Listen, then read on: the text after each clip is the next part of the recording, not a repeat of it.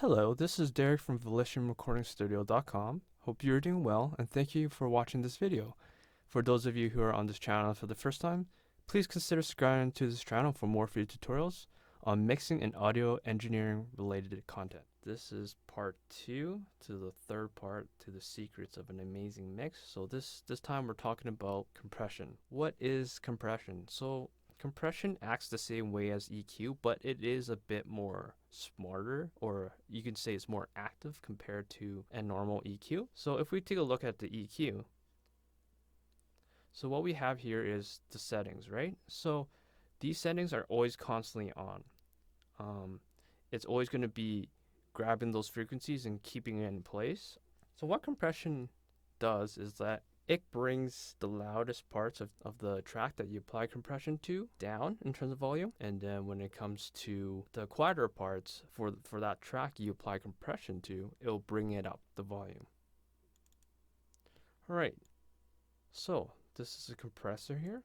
So every DAW that you use, there are different types of compressors. They all look a little bit different, but they're essentially, they have the same functions that any compressor will have. So what they are is you're always going to find a ratio, attack, release, makeup gain.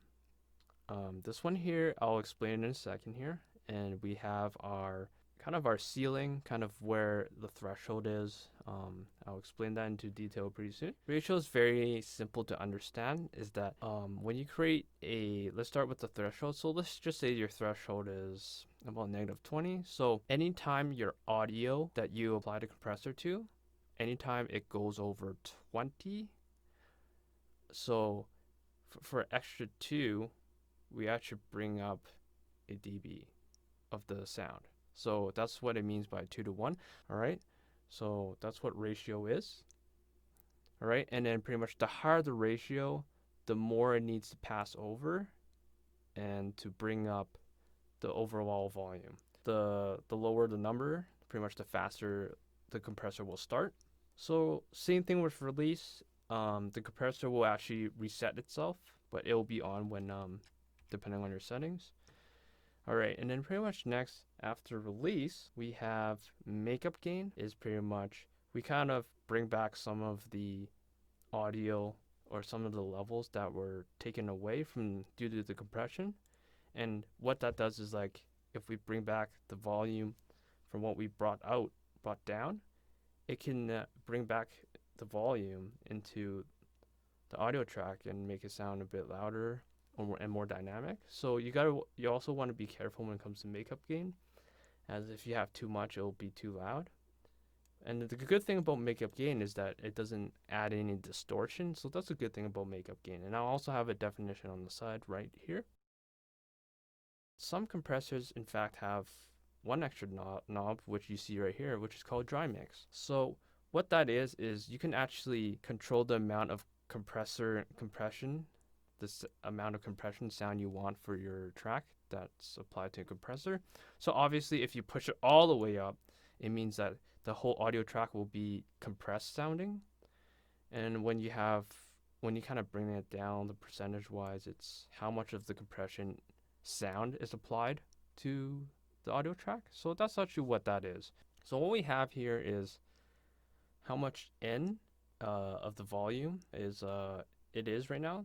So it tells you the volume of the current track. GR is gain reduction, meaning how much the compression is taking down the volume. So it'll tell you how much. And then output is how loud the actual audio track is once it's compressed. So it's like a 1, 2, 3 kind of process. So I'll try to show it to you guys right now.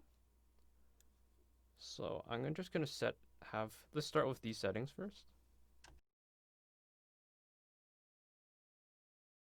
All right, as you guys can see, from -11 is the loudness of it right now, and then it kind of brought down 3 dB from that audio, and then the actual output is a little bit louder. All right, so that's actually what these numbers mean. All right, so I'm just gonna tweak some of these things to let you guys hear the difference. Here we go.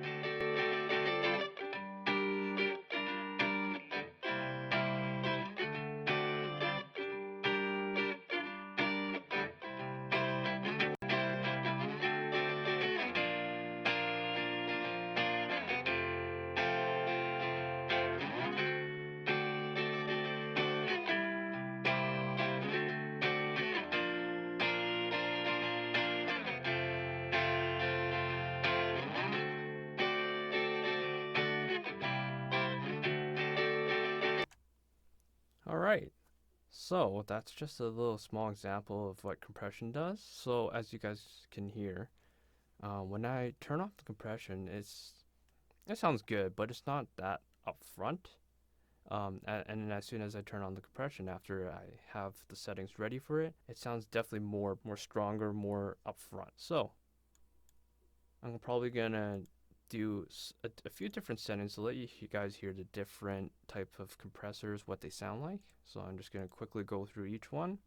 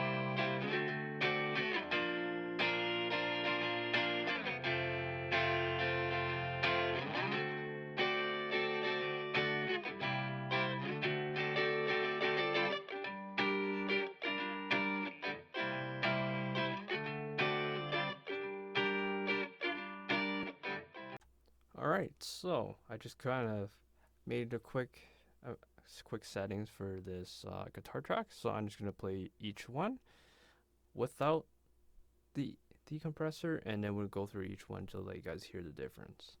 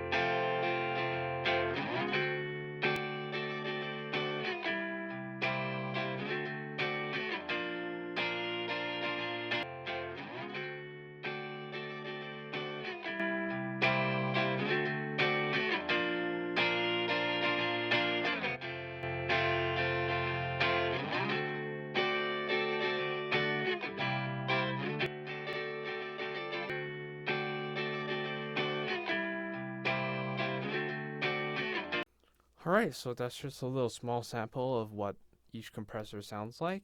That is pretty much compression in a nutshell, and you pretty much you don't necessarily need to compress everything. Just remember, it depends if your track really needs it. Especially when it comes to compression, it's easy to either overdo it or not to do it. So pretty much you want to understand is, does your track need it? So if you find that, hey, let's just say my guitar sounds weak and at one part and strong in the chorus, for example, then you'll probably want to look into compression. Alright, so that wraps it up for part 2. Thank you for watching this video, and I'll see you guys on the next part, which is part 4 for the secrets to an amazing mix.